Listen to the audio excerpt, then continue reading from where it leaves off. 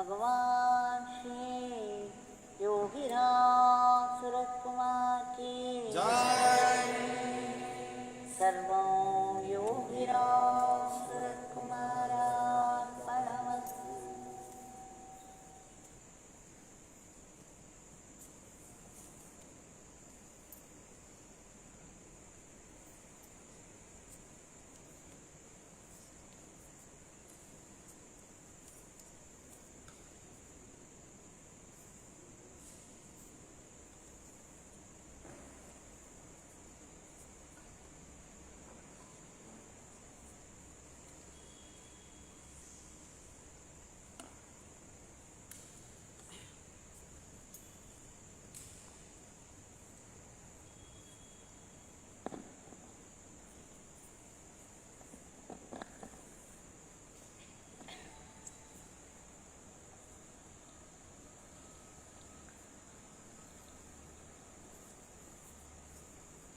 We shall offer our grateful pranams on the holy lotus feet of Bhagwan for this Nama Sankirtan session.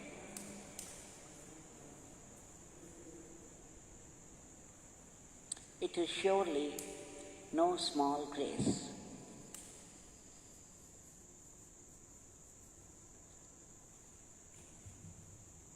Every day we have been going through Leela after Leela, inexhaustible.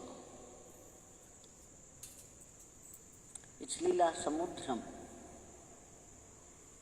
There are ever so many experiences of the devotees with Bhagwan,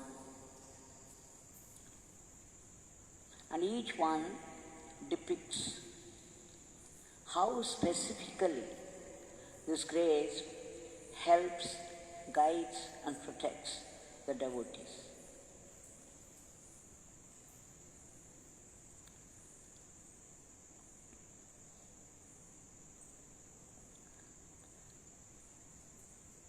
The invocation of grace could be by the Nama, or by mere prayer, or by dedicated work,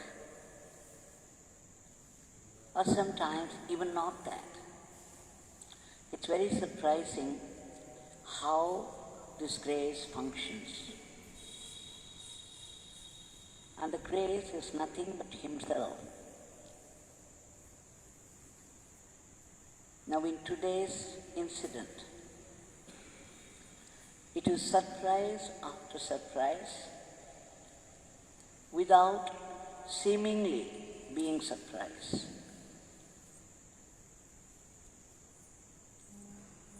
You would know at the end when you contemplate, when you gallop through all that has taken place, you get to know intimately how this grace has worked. Now we shall go to the details. Shri Muthukumar is devoted to Bhagwan and lives in Pollachi and is arranging a satsang there. Now there is regular puja and satsang and Nama Sankirtan.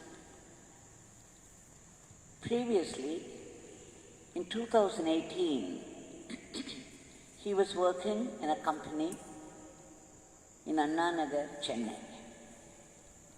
His sister and her husband, they were living in a place, in a house, a separate house,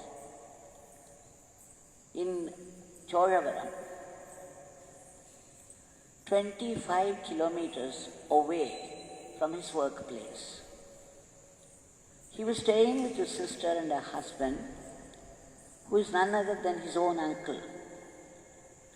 So every day, 25 kilometers ride, up and down.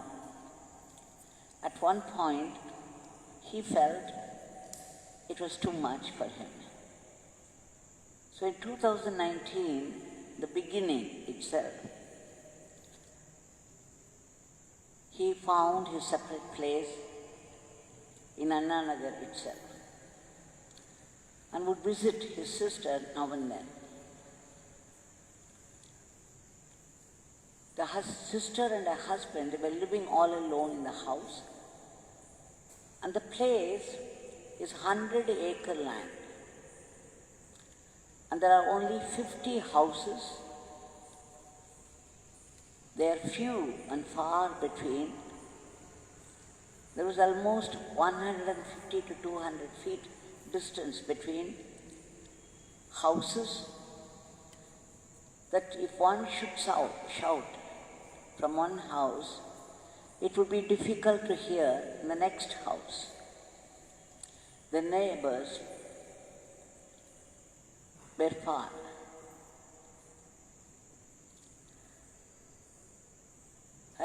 His sister and her husband, they were afraid even to come out after the dusk. Such was the situation, but yet they continued to live on. They have a daughter. At that time, she was working in a place, again, a long distance from their place, Chodavaram. She also took up residence somewhere near her workplace, would visit her father and mother only during the weekend. One day, his sister had a dream in which Bhagwan appeared, and he was standing outside the house. He called out, Muthukumar. His sister came out. Immediately Bhagwan said, call Muthukumar. And when Muthukumar came out to be near Bhagwan, Bhagwan pointed to the house and gave some instructions. Unfortunately, his sister did not remember what he said to Muthukumar. It was a dream, and Bhagwan was talking to Muthukumar. She was not supposed to know what Bhagwan conveyed to Muthukumar, and yet it happened in her dream. Muthukumar, when she reported it to her brother, Muthukumar assured her it was no dream. Bhagwan had always said, if he visited somebody in a dream, it's for real. Yet they did not know what instructions he gave.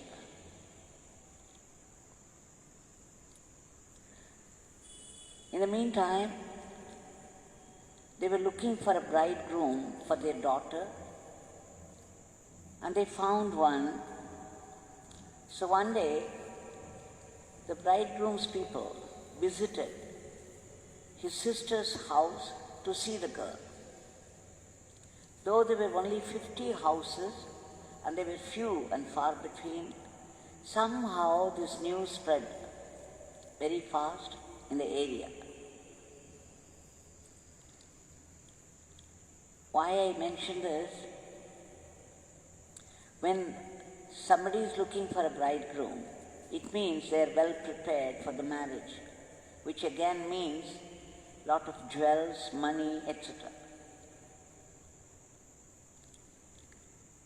Now soon after that, one day, it was March 9th, 2019, at 1:15 in the night, 1:15 a.m., just after midnight, he got a call from his sister. And the sister was trembling. There was a tremor in her voice. And she was reporting amidst tears, Muthukumar, we are in a terrible situation here at home. 3 thieves came in the middle of the night. They knocked the door open and walked inside. One stood outside the house. The other one went straight to the bureau. The third one came into the room and he had an iron rod.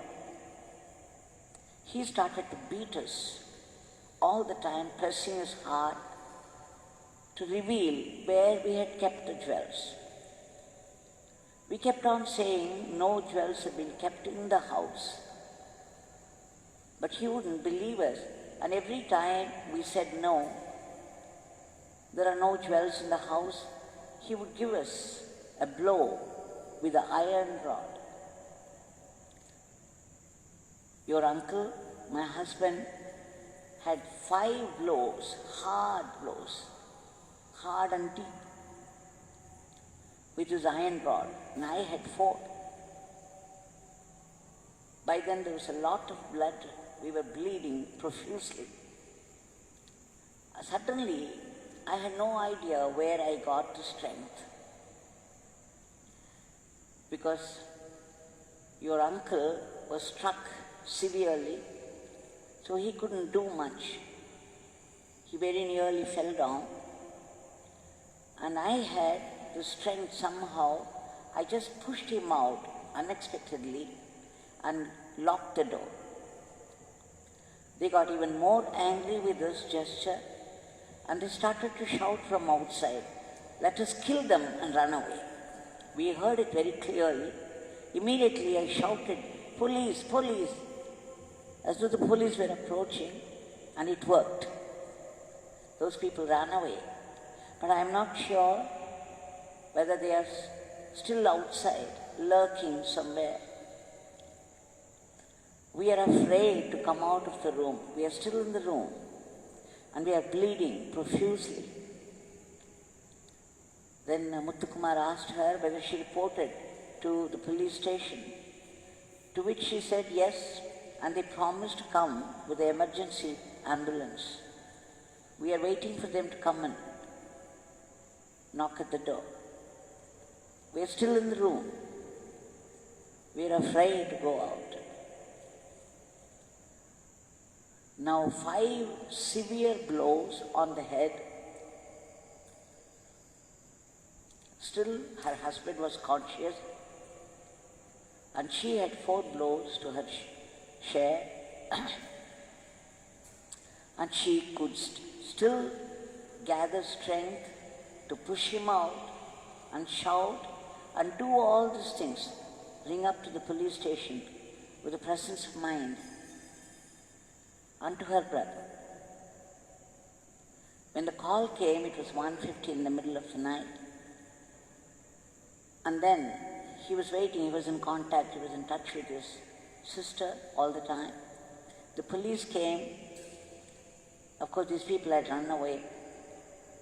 And his sister and her husband, they were taken in the emergency ambulance. They were rushed to the near hospital, a village nearby, and there's a general hospital there. And there, they just put some bandage to stop the bleeding. And immediately, they were asked to rush to Stanley Medical College, Medical Hospital. Now in the meantime, Muthukumar also took a bike. He collected his father's brother and both of them came by bike. They came to Stanley Hospital and he met his sister and her husband there. But you see, the misfortune continued. There was no current there. The whole hospital was plunged in darkness. And the doctor there said, "This is an emergency. A scan must be done immediately. But there is no current. So you people rush to Rajiv Gandhi Government Hospital." So again, they had to go from there to Rajiv Gandhi Hospital. And there was quite a crowd already. Imagine a crowd of people who had met with the accident just then, who had rushed there, bleeding in different states of distress. And there were people who had just had a heart attack, were rushed to the hospital. It was quite a bunch of people already suffering. So these people also had to sit there, despite the head injury. It could be very dangerous. They could do nothing about it, they just had to wait. And then the doctor came. It took 1 hour waiting, and finally the doctor came. The hair was removed from the head for both of them, and that is when Muthukumar noticed there were 5 deep hurt on the head of his uncle and 4 on his sisters. All the time, that 1 hour of waiting, Muthukumar was chanting Yogi Ramsuratkumar, Yogi Ramsuratkumar, Yogi Ramsuratkumar, holding both their hands. Right from the moment he had his phone call, he was chanting the name Yogi Ramsuratkumar desperately. And as soon as he reached his sister and her husband, he held their hand and was chanting and praying and chanting and praying. Please take care of them, Bhagwan, nothing should happen to them. Head injury is very, very dangerous. A hemorrhage. Now, the doctor came and put the stitches there on both their heads. It took another hour, and finally they wanted to rest, but then there was no room. It was already full, and there were many people waiting in that room in different states of emergency. Yet there was no room. So these people sat there in a corner. All the time, Muthukumar was chanting. Now, I should mention a certain detail. He had given a photograph of Bhagwan to his sister and husband some time back, which they had put in their puja room with other deities. And every day, his sister's husband would do puja in the morning and do arati also. And always, when he waved this arati before Bhagwan's picture, he was chanting the name Yogi Ramsuratkumar. That was all that he did. But every day, without fail, doing puja and arati. And now, they were chanting, Muthukumar was chanting desperately, and they were waiting. In the meantime, it struck Muthukumar to go and meet the doctor privately. And the doctor said there was a crack there on the scalp of his uncle, and air could easily go into the head through that. That is very dangerous, he said. And then, if the patient should vomit or the blood should come out of the ear, then the life is in danger. It will be very difficult to save. So this was the warning the doctor gave. So once again, Muthukumar started to pray that his uncle should not vomit. But then, within few minutes, his uncle said, "Look, I feel like vomiting." Now Muthukumar froze. But again, he would not stop chanting the name.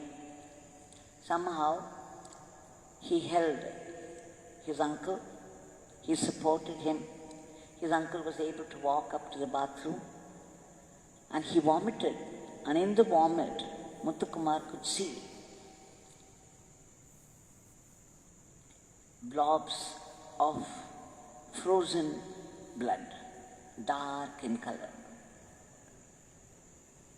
And then he was given to understand that when the beating took place with the iron rod, There must have been a lot of blood in his mouth, and they were frozen, they coagulated, and probably his uncle swallowed them, some of them. At this point, Muthukumar thought, what a condition. If somebody had to swallow his own blood, how terrible even to think about it. But then what could people do? People are helpless. We do not know why such things happen. Though of course, it is said, it is the karma of the previous life. There is some meaning and purpose and a reason behind all this, surely. We wouldn't go into that. Enough to say, Muthukumar was still very desperate, praying for the life of his uncle. His sister seemed relatively safe. And now, in the morning, they got a room finally, and then he took care of them, his sister and her husband, for 2 days. The third day, they had asked for some blood test. So he had taken a sample, was waiting for the test along with others. And there was a man seated next to him. And the man started to talk. He said his son had met with an accident, a bike accident. Of course, his head was injured and there was a crack on the skull. And after that, he said, extreme suffering. It is a suffering of an approaching death. It's called a Marana Avastha. The man was crying so much, saying that he was unable to bear the torture that his son was going through. He also said there was some water leaking from the ears, from the nose. And the whole body was twisting in pain. Muthukumar was horrified to hear all that, and suddenly, it's only then it flashed that his uncle did not go through any such pain. What was more, he did not become unconscious, nor did his sister. And despite his head injuries, they were very conscious, and they took it very nicely. They were very casual in their movements. Even for vomiting, his uncle was able to walk up to the bathroom. 5 deep injuries on the skull, and there was a fracture, and blood, vomiting, and yet his uncle was able to walk up to the room. How was it possible? It was not possible at all. He should have fainted the very first time. He should have collapsed. Iron rod and harsh beating. But nothing of the sort happened. They were conscious all the time, and it looked as though they had not felt the pain at all. They were so casual. They visited 3 places. The local village hospital, and after that Stanley Medical Hospital, and then Rajiv Gandhi. And there they did not even lie down because there was no space. And then they had to go through the stitches, the scans, stitches, everything. And they could lie down only when they got the room. And then he knew. He was startled how he could not even be aware of this grace. He knew the grace had acted right from the beginning. How did his sister get the strength to push the thief out and lock the door?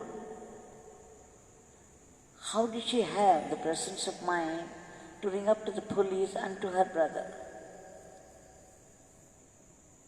And then again, the most interesting part is, they did not faint. They did not feel any extreme pain. They did not scream. And they went from place to place. At every level, he could see how the grace has taken over.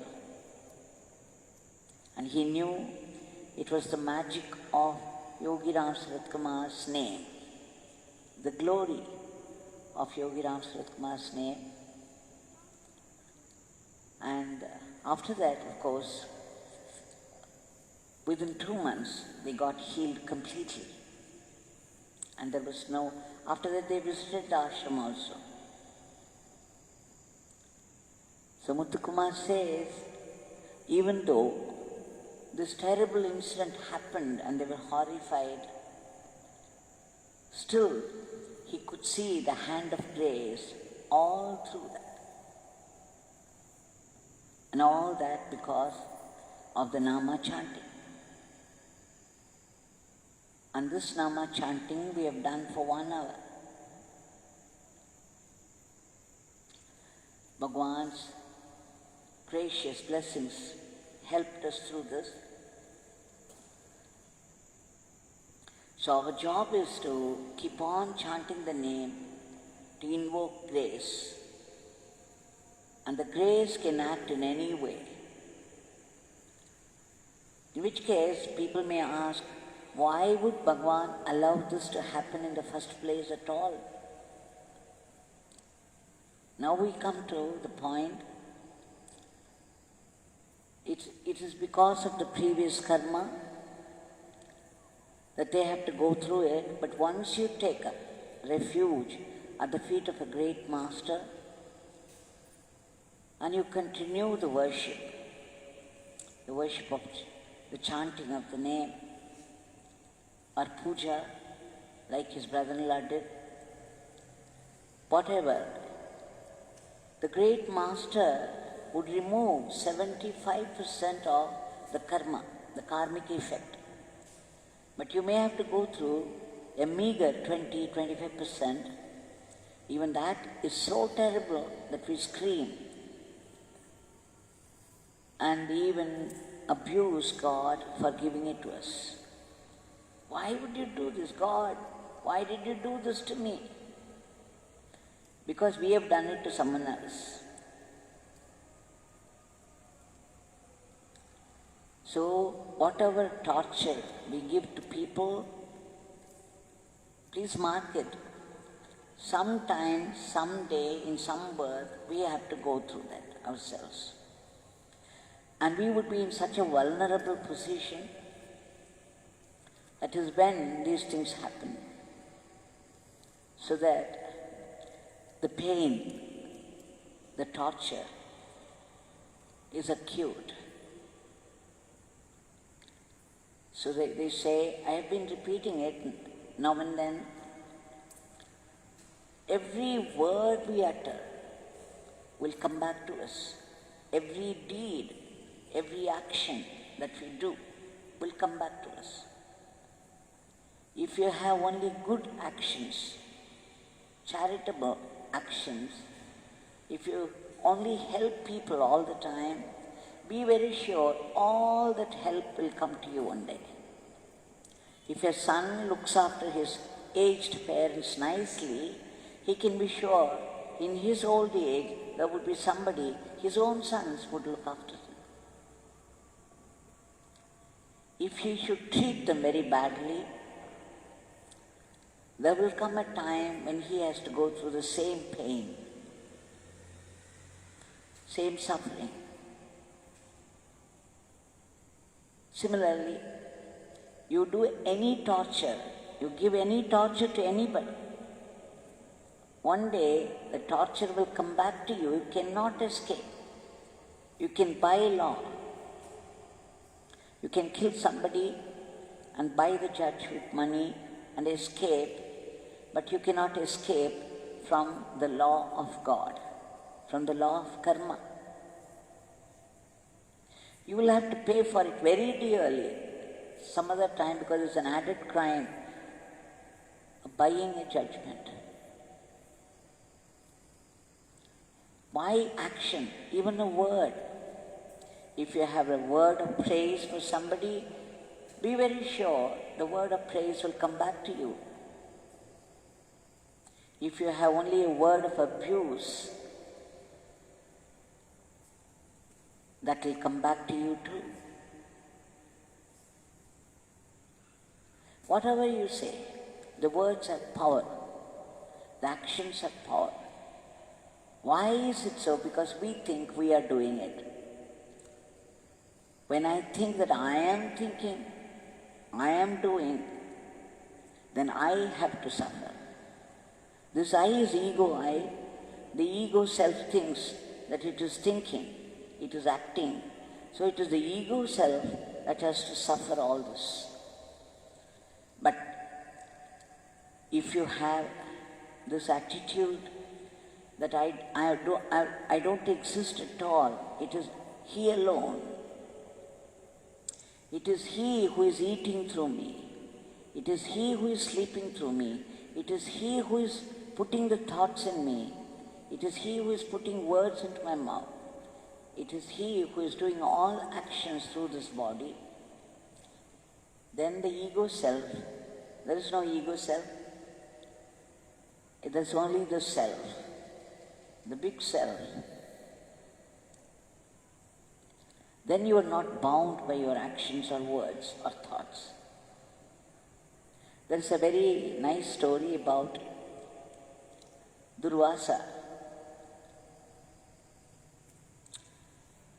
And I think maybe it was Vyasa. He had a very sumptuous food. After getting sumptuous food, after eating it, enjoying it, he would be coming to the river of Yamuna, and there the Gopis would be there. And the Gopis would say, look, there is flood in Yamuna. We do not know how to cross. We just came across for playing. But in the meantime, the flood started. We are unable to cross this. Maharishi, kindly help us to cross this river Yamuna. Immediately Vyasa pronounced, if I had not eaten that sumptuous food, Yamuna, give way to these Gopis. And Yamuna did. How did this happen? How is it possible? When Vyasa took that sumptuous food, sumptuous meal, he had no feeling that he was doing it. All the time he was in samadhi, it was the divine that took the food through his mouth. So when he pronounced, had I not eaten this sumptuous food, let Yamuna give way to these Gopis, the nature obeyed. Because it's the truth.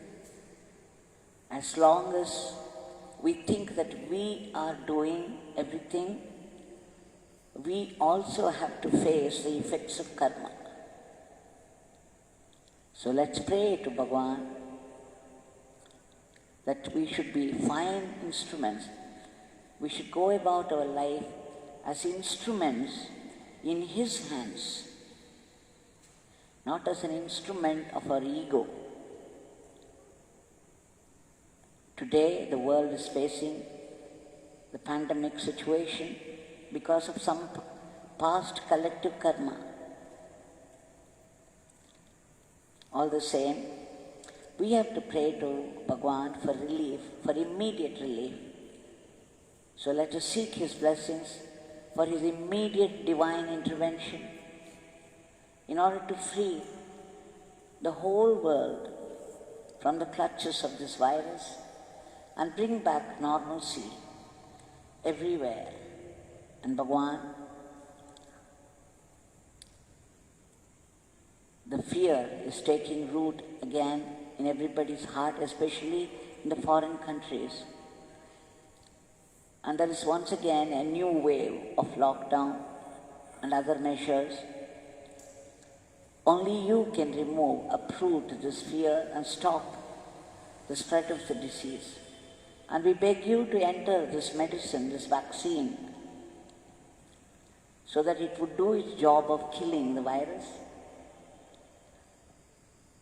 and help all those brave soldiers who are in the field fighting the disease despite all the challenges they face. Please give them protection and a boost to our economy, and above all, give us that blessing which would help us to remember your name all the time, and the awareness that we are only instruments in your hands. We don't want to be an instrument in anybody's hand, last of all, our ego. Ego is Maya. The truth is, the Supreme is within us, activating our breath, activating our brain, activating our eyes to see, ears to hear, and the body to move about. So this body is only, this identity, this body, is only an instrument in the hands of the Supreme. And Bhagwan, please give us this awareness to be a fitting instrument in your hands. Jai Yogi Ramsuratkumar.